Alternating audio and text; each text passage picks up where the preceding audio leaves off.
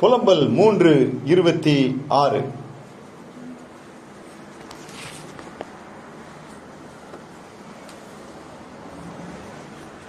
வேதம் என்ன சொல்லுகிறது? கர்த்தருடைய இரட்சிப்புக்கு நம்பிக்கையோடு காத்திருக்கிறது நல்லது. கர்த்தருடைய இரட்சிப்புக்கு நம்பிக்கையோடு காத்திருக்கிறது நல்லது. இதைத்தான் ஆவியானவர் உள்ளத்தில் பேசினார். நமக்கு ஒரு இரட்சிப்பு அவசியம். அதற்கு நாம் எப்படி இருக்க வேண்டுமா? நம்பிக்கையோடு நாம் காத்திருக்க. இஸ்ரவேல் ஜனங்கள் தேவனோடு முறுமுறுத்தார்கள். மன்னாவை கொடுத்தார், காடையை கொடுத்தார், கடலை பிளந்தார், அற்புதம் செய்தார். ஆனால் அவர் செய்த நன்மைகளை மறந்து போனார்கள். அவர்களுக்கு வேண்டியதெல்லாம், மோசே எங்களை ஏன் அழைத்து வந்தாய்? எங்களுக்கு குடிக்க தண்ணீர் இல்லை. தண்ணீர் கடலவே பிளந்தவர் இப்பொழுது கர்த்தரோடு சொல்லுகிறார்கள், எங்களுக்கு குடிக்க தண்ணீர். என் அன்பு தேவனுடைய பிள்ளைகளை, உங்க வாழ்க்கையில கஷ்டங்களும் நெருக்கங்களும் நிந்தைகளும் போராட்டங்களும் சோதனைகளும் வரும் பொழுது தேவன் உங்களுக்கு ஒரு இரட்சிப்பை செய்வார், கர்த்தர் உங்களுக்கு ஒரு அற்புதம் செய்வார் என்று நம்பிக்கையோடு விசுவாசத்தோடு நாம் காத்திருக்க வேண்டும். தேவன் சகலத்தையும் அதினதின் காலத்திலே நேர்த்தியாக செய்வார். லாசருவை எழுப்புவதற்கு 3 நாள் அவர் வெயிட் பண்ணார். அந்த சகோதரி வந்து சொன்னார்கள், ஐயா, அப்பா, ஏசப்பா, இருங்க இருந்திருந்தா என் குடும்பத்தில் இப்படி நடந்திருக்காது, இப்படி ஆகி போச்சே. அது உண்மைதான். ஏசப்பா நம்ம கூட இருந்தார்னா கண்டிப்பா ஒண்ணு நடக்காது. ஆனால் இப்பொழுது வந்து விட்டார். அவர் சொன்னார், நீ விசுவாசித்தால் தேவனுடைய மகிமையை காண்பாய்.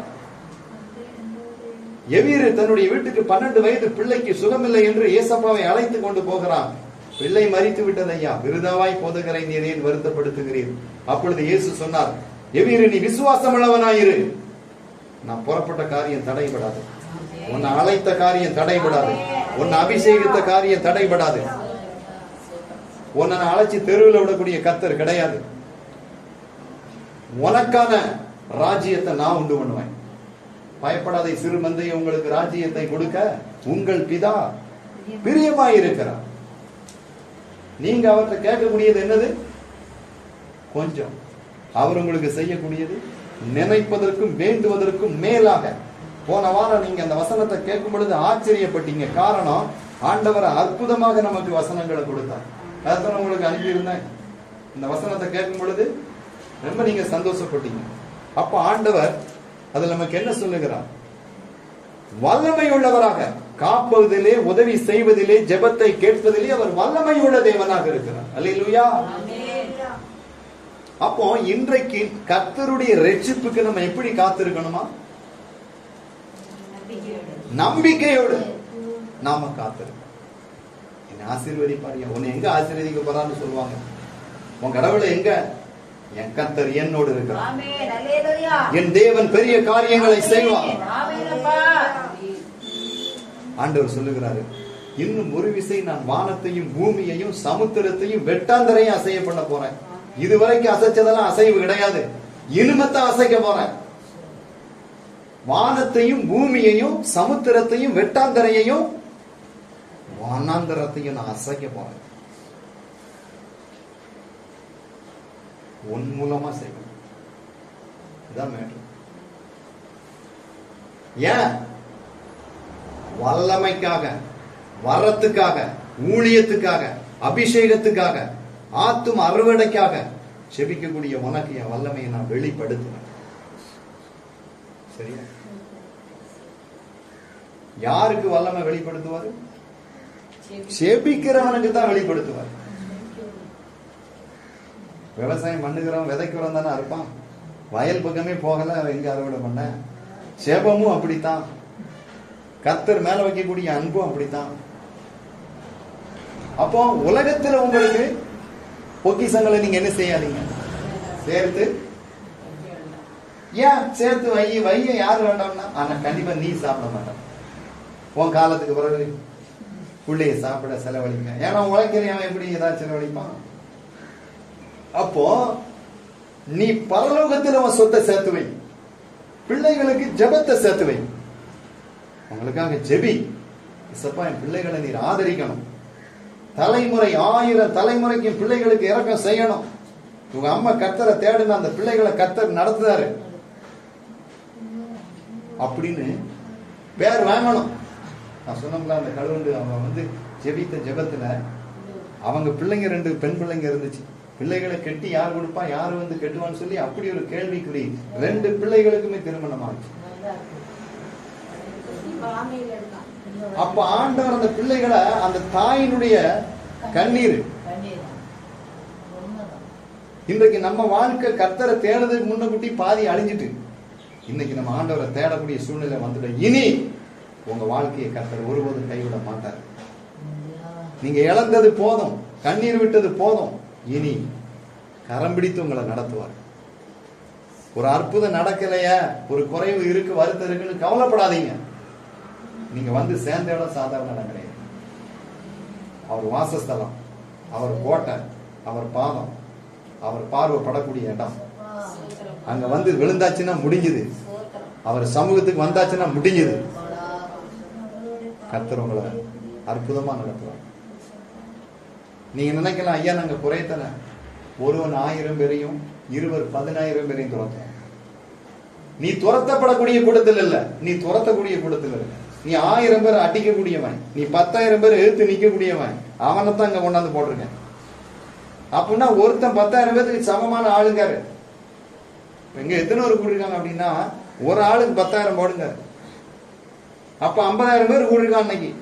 சாதாரண கூட்டமாப்போ இந்த சர்ச்சை இந்த ஏரியாவில் 50,000 பேர் எங்க கூடுதான்? அப்ப ஒருத்தனை 10,000 பேருக்கு அவர் சமமா சொல்றாரு. நான் ஏன்ட சொல்றாரு, நான் என்ன செய்ய? ஏன்னா அவன் இருதயமும், அவன் ஆராதனையும், அவன் ஜெபமும், அவன் நம்பிக்கையும், அவன் விசுவாசமும், அவன் கண்ணீரும் அப்படி இருக்கு. அதான் மேட்டர். இப்ப நான் சொல்லுது உங்களுக்கு, ஒரு சில்லறை துட்டா நம்ம ரொம்ப வச்சிருக்கோம், சமக்க முடியல. பேங்களை உணர்ந்து போடுறதுக்கு இந்த வியாபாரிகள் வந்து 5 ரூபா 10 ரூபா வச்சுக்கிட்டு இருப்பாங்க. அதை மாத்துது. சரியா? இவன் வந்து ஒரு 5 லட்சம் ரூபாய் செக்கு ஒரு தாள் எழுதி ஒரு பேப்பர் வச்சிருக்கான் கையில. 5 லட்சம் ரூபாய் செக்கு, அது ஒரே செக்கு, ஒரு தாள் தான். அதோடைய மதிப்பு எவ்வளவு? 5 லட்சம். இவன் வந்து எவ்வளவு மூட கணக்குல இறக்குனாலும் கூட்டி பார்த்தா ஒரு 30,000 20,000 தான் வருது. ஒரு தாள் வந்து 5 லட்சம் ரூபாய் மதிப்புக்குள்ள வருது. அப்ப எவ்வளவு ரொம்ப இருக்குங்கிறது மேட்ரு கிடையாது, எவ்வளவு மேட்ரு அங்க இருக்குங்கதான் மேட்ரு. எவ்வளவு பேர் அங்க இருக்கான் குமிதாம்ங்கிற அர்த்தம் கிடையாது. நீ ஆண்டவருக்குள்ள மதிப்புள்ள ஆளா இருக்கணும். என்னை கணம் பண்ணுகிறவர்களை நான் கணம் பண்ணுவேன். சரியா? சரி, கரெக்டா 5 நிமிஷம் நமக்கு இருக்கு. வேதம் சொல்லுகிறது, கர்த்தருடைய ரட்சிப்புக்கு நம்பிக்கையோடு காத்திருக்கிறது நமக்கு நல்லது. இதைத்தான் உங்களுக்கு கொடுத்தாரு. உங்களுக்கு ஏதோ ஒண்ணு செய்ய போறாரு, கொஞ்சம் பொறு, காத்திரு, நான் அதை செஞ்சே தீர்வோம். இதுதான் மேட்ரு. அதுக்கு இன்னொரு வசனம் சொல்லணும்னா, நிச்சயமாகவே முடிவு உண்டு. உன் நம்பிக்கை உன் நம்பிக்கை வீண் போகாது. உங்களுக்காக அதான் நான் சொல்லிருக்கேன். ஏசப்பா பிள்ளைகளுக்கு சரீரத்திற்கு பலத்தை கொடுங்க. வாக்கு தத்தம் நிறைவேறணும்னா உயிரோடு தானே வாக்கு தத்தத்தை பார்க்க முடியும். அதுக்கு ஜீவனை கொடுங்க. பிள்ளைகளை வாழ வைங்க. மரண பயத்தை எடுத்து போடுங்க. கைகால் சோர்வு அசதிகளை எடுத்து போடுங்க. அவங்க சாப்பிட்ட சோறு செல்லணும், உடம்புக்கு செலாத்தா இருக்கணும். அவங்களுக்கு தேவையான நன்மையை கொடுக்கணும். அவங்கள கௌரவமா நீர் நடத்தணும். சத்துருக்களுக்கு மத்தியில் உங்க பிள்ளைகள் வெக்கப்பட்டு போயிடக்கூடாது. அல்லேலூயா. சரி, கடைசி ஒரு வார்த்தை சொல்லுறேன். இந்த சாத்ராக் மேஷாக் ஆபேத்நேகோவை 7 மடங்கு அக்கினியில் தூக்கி போட போறாங்க. எதற்காக? நாங்க சிலைகளை வணங்க மாட்டோம், நாங்க கர்த்தரை தவிர வேற எதையும் நாங்க என்ன செய்ய மாட்டோம். அப்படியா? பரவாயில்ல. அப்ப உனக்கு தெரியுங்களா தண்டனை? என்ன தண்டனை? இப்ப நீ வந்து ஏத்து பேசிட்ட. 1 மடங்கு தீயில தான் நாங்க வேற வைப்போம். இப்ப 7 மடங்கு தீல உன்னை நாங்க தள்ள போறோம். இப்ப கடைசி சான்ஸ், நீ உன் கர்த்தரை மறுதலிக்க முடியுமா? முடியாதீங்க. எங்களை ஆண்டவர் வந்து ரட்சிப்பாரியா? ஆண்டவர் ரட்சிப்பாரா? உன் ஆண்டவர் எங்க நானும் பார்க்க.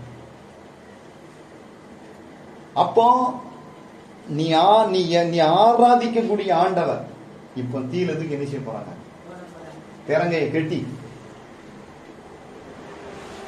சால்வைகளோடும் நிசார்களோடும் அப்படின்னா வேட்டி சட்டை துண்டோட முறுக்கி கட்டி தீல கொண்டு 3 வருஷம் என்ன செஞ்சாங்க? இப்ப போடும் பொழுது போட போனான்னு செத்துட்டான். உனக்கு செய்வனை வைக்க போறவன அடிப்பார் ஆண்டவர். உனக்கு பிரிசுனியம் பண்ணுனவன அடிப்பார். கொஞ்சம் காத்து. இன்னைக்கு உனக்கு ஒரு தள்ளாட்டம், உனக்கு ஒரு போராட்டம், உனக்கு ஒரு கண்ணீர். ஐயோ என்ன இப்படி பண்ணுதாங்கள, கவலைப்படாத. ஒரு காலம் வரும், அன்னைக்கு ஆண்டவர் உனக்காக யுத்தம் பண்ணுவார். தூக்கி போட்ட போனவங்கள அந்த தீ நாக்கு இழுத்துட்டுன்னு பைபிள் சொல்லுது. நாக்கு தீக்கும் நாக்கு இருக்குங்க. அந்த தீ வந்து போட போனவன் என்ன செஞ்சுட்டு, இவன் விழுந்தவன் விழுந்து விட்டு இவன் மூஞ்சு கை காலில் வந்து எரியல, இவன் கட்டுகள் கயிறு மேல தீ பிடிச்சு எரிஞ்சது. கயிறெல்லாம் துண்டு துண்டா போச்சு. இவங்க 3 பேரும் அப்படியே ரவுண்ட் அடிச்சு ஆண்டவரை துதிச்சுக்கிட்டு வரான். சென்டர்ல ஒருத்தர் நிக்காரு.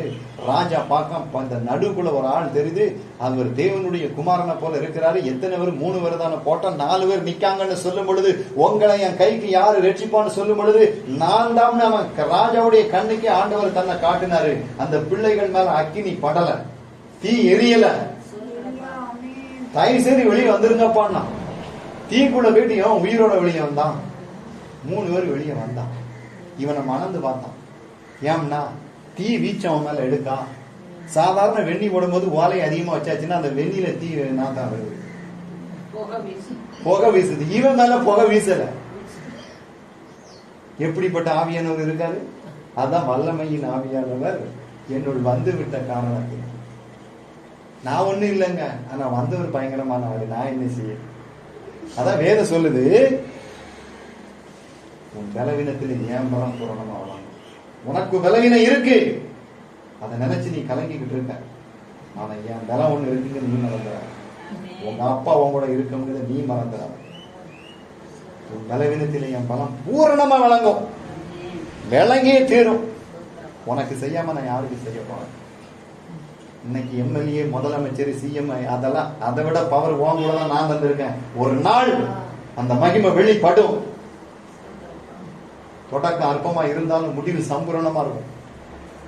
என் தகப்பனுக்கு அற்புதம் செய்ததுக்கு ஒரு நொடி காணாது போதும்.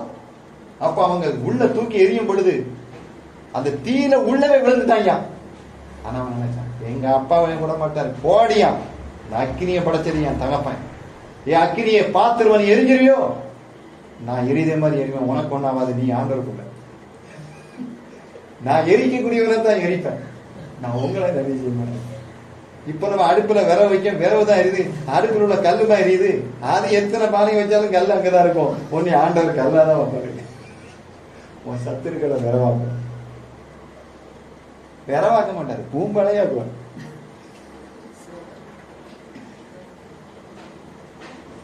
சரிதானே? ஒரு நாள் ஆண்டவர் எனக்கு சொன்னார், ஒரு நாள் சிவம் உனக்கு உன் வாழ்க்கையில உனக்கு எவ்வளவு பேர் துரோகம் பண்ணினாலும் அத்தனை பேரையும் ஆசீர்வதினாரு. என்னடா இப்படி ஜெபிக்க சொல்றாரு? லிஸ்ட் போட்டேன். ஆண்டவரே, எனக்கு அவங்க செஞ்ச நன்மை கொஞ்சம் கொஞ்சம் கிடையாது, அவங்களுக்கு கண்டிப்பா ஏன் நீ அவனை திட்டி அவன் அறிய போறது இல்லை. அவன் நல்லவனா தான் வாழ்வான். அவன் ஏற்கனவே அந்த தகுதி உள்ளவன் இருக்கான். யாரையும் கசந்து கொள்ளக்கூடாது, யாரு மேலையும் வெறுப்பு இருக்கக்கூடாது. அவங்க பேரை லிஸ்ட் பண்ணி, ஏசப்பா இன்னாரு அவங்க நல்லா ஆசீர்வதிங்கப்பா, எனக்கு நல்ல பிரயோஜனமா இருந்தாங்க, என் துன்பமே 1000 இருக்கு, இந்த பேரை போய் திட்டி எனக்கு என்ன ஆகுது, குறைச்சிட்டு போ கழுதான்னு சொல்லிட்டு உங்களோட ஆண்டவர் நல்லபடியாக தான் நடக்கும். சரியா? அதுக்கு அடுத்து ஒரே ஒரு இன்னும் எனக்கு ஒரு நிமிஷம் இருக்கு. யோசேப்பு வந்து செயலுக்குள்ள நடக்கும், அடிமையா கிடக்கான், குற்றவாளியா கிடக்கான்.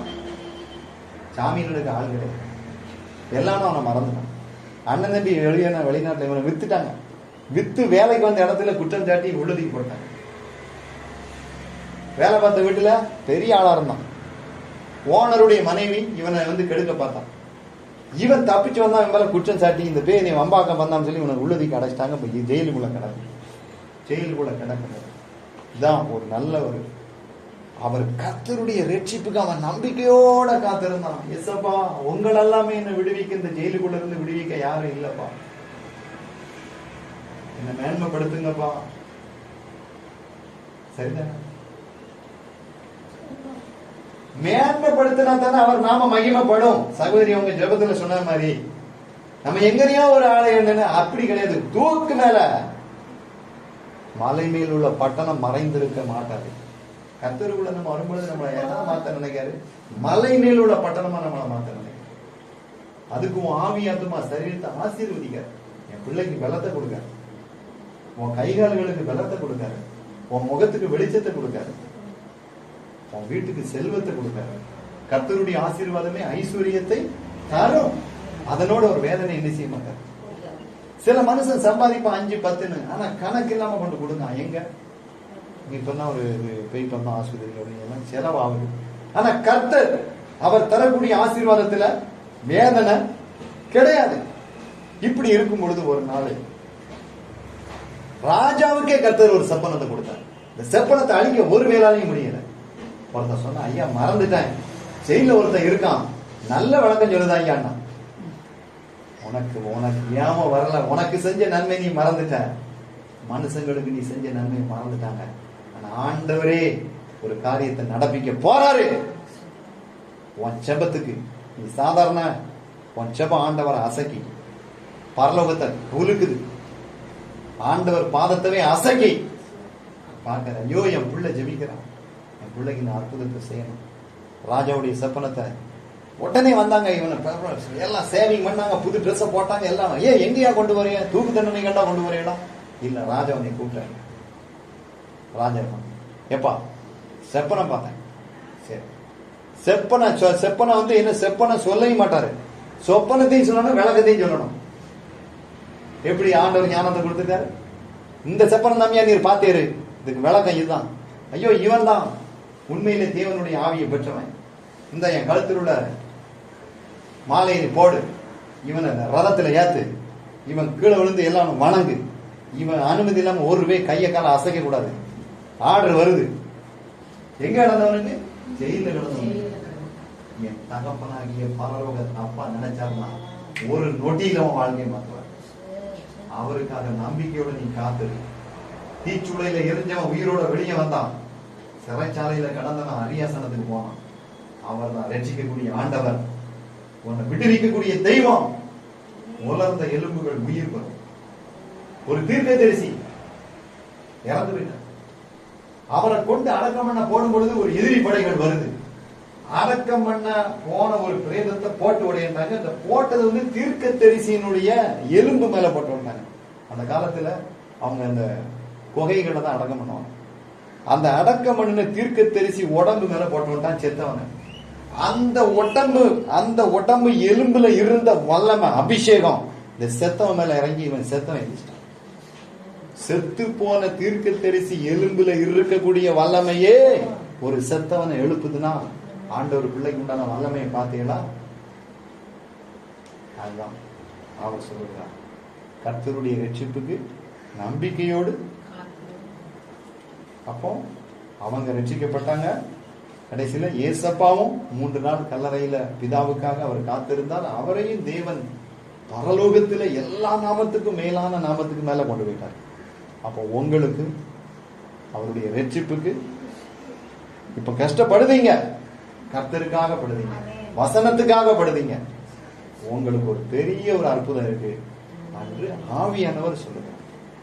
வார்த்தைக்காக புலம்பல் 3:26. கர்த்தருடைய ரட்சிப்புக்கு நம்பிக்கையோடு காத்திருக்கிறது நல்லது. ஜெபிப்போமா? அன்பின் ஆண்டவரே, எங்களுக்கு தந்த நல்ல ஒரு பரிசுத்த ஆவியின் நிறைவுக்காக நன்றி ஏசப்பா. ஏசப்பா, வந்த பிள்ளைகள் ஒவ்வொருவரையும் இந்த வார்த்தை தொடுவதாக. அவங்க மேல இருக்கக்கூடிய கட்டு, காவல், எரிச்சல், பொறாம, வன்கண்ணு எல்லாம் இன்னைக்கு ஜெபத்துல அழிக்கப்பட்டிருக்கிறது. வீட்டுல பிள்ளைகளுக்கு மகிமை இறங்குகிறது, விடுதலை இறங்குகிறது, கிருபை இறங்குகிறது, எழுப்புதல் இறங்குகிறது, ஆசீர்வாதம் இறங்குகிறது, ஐஸ்வர்யம் இறங்குகிறது, தேவ பலன் இறங்குகிறது. சோர்வு, அசதி, பலவீனம், கட்டு, காவலு இயேசுவின் நாமத்தினால லாடா ஷாகாதே வானாலா டூஷேபே ரக்கானா வந்தாலா டிபாரா லபடாஷே நகல வடந்தலா மங்கள வடஷம்பே லாகட தம்பலகடா ஷாக்கனமன கல்லகர கலதே லாபிடு லரக்கஷபா லிதுராமா நேகுலாடா தீபுராபா. வானம் கிழித்து இறங்கி வாருமையா, வானத்திலிருந்து இறங்கி வாருமப்பா. வந்த பிள்ளைகள் ஒவ்வொருவரின் மேலும் வல்லமையின் ஆவியானவர் இறங்குவீராக. கண்ணீர் மாறுவதாக. சியோனில் தேவ சந்நிதியில் வந்து காணப்படுவார்களாக. எந்தெந்த மனுஷன் உன் பேருக்கு, உன் வீட்டுக்கு, உன் ஊழியத்துக்கு என்னென்ன ஏவல் பில்லி சூனியம் செய்கிறார்களோ, இந்த இடத்தில் இந்த ஊழியத்தில் பில்லி சூனிய வல்லமைகள் அழிகிறது. பில்லி சூனிய வல்லமைகள் சாம்பலாக்கப்படுகிறது. சாத்தானுடைய கிரியைகள் அழிக்கப்படுகிறது. உன் கோட்டைக்குள்ள, உன் வீட்டுக்குள்ள வந்து உனக்கு விரோதமாக யாரெல்லாம் என்னென்ன பண்ணினாங்களோ அத்தனையும் இப்ப அழிகிறது. ஏசப்பா ஒரு பெரிய விடுதலை கூட்டமா இந்த கூட்டத்தை மாத்துங்க. யாரெல்லாம் பில்லி சூனியத்துல சாத்தானால பிசாசால பிடிபட்டு கிடக்கிறாங்களோ இந்த இடத்துக்கு வரும்போது அது தூள் தூளா போகணும். அந்த சங்கிலிகள் அறுத்து எரியப்படணும். அப்படி ஒரு இடமாக அந்த இடத்தை மாற்றுங்க. பரலோக அக்கினி இறங்குவதாக. ராஜா, இன்னைக்கு வந்த பிள்ளைகள் பெரிய ஆசீர்வதிக்கப்பட்ட பிள்ளைகள் அப்பா. அவங்க எல்லாருடைய கண்ணீரை தொடங்கப்பா. கை கால்கள்ல வல்லமைய இறக்குங்கப்பா. ரூலே ஷாமா காலா தானா சே. கண்ணுக்கு வெளிச்சத்தை கொடுங்க, இருதயத்துக்கு பலத்தை கொடுங்க, கை கால்களுக்கு வல்லமையை கொடுங்க. வயத்தில் உள்ள பிரச்சனைகளை மாத்துங்க, குறுக்கில் உள்ள பிரச்சனைகளை மாத்துங்க. ஓ ரமண ஹனஹல் உடலா ஷபா குதாரா கபாலா தே. எஸ்ப்பா, இந்த பிள்ளைகள் உங்களை பார்க்கணும், உங்க கூட பேசணும். கண்களை திறங்கப்பா, கால்களை இப்பொழுதே பலப்படுத்துங்க. எஸ்ப்பா ஸ்தோத்திரம். வரக்கூடிய இந்த மாசம் முழுவதும் அப்பா உங்க பிள்ளைகளுக்கு நன்மையை செய்யுங்க. உண்ண உணவு, உடுக்க உடைய கொடுங்க, தேவைகளை சந்திங்க.